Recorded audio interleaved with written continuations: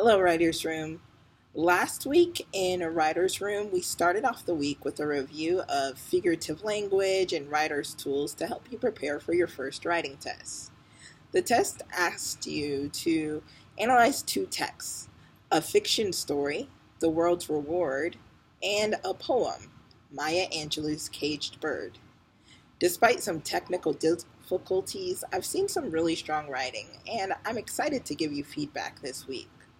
We also kicked off our new unit called Poetic Voices with a video that asked us to consider what is privilege.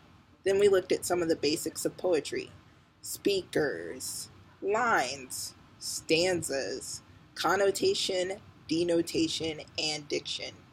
And you wrote your first poem of the unit, a 10-line reflection on cancer in the style of Alberto Rios's The Border, a Double Sonnet. We'll revisit some of those poems in today's exit ticket.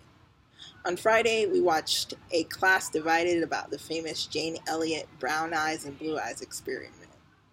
A special shout out goes to Period 9.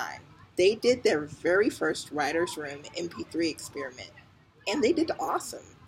All students were back in their seats before the timer ran out, and most students were having an on-task conversation. So what's happening this week in Writer's Room?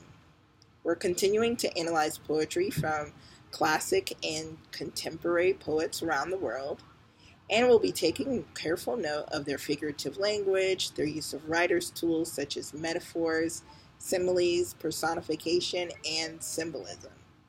We're also learning some new vocab. Some it's connected to our poetry unit, and some are just fun words I want you to know. The ticket for Friday is to write a poem titled Dear Mr. President. It's your opportunity to use your voice to respond to some of the things going on in our world. So let's get started today by taking a look at metaphors.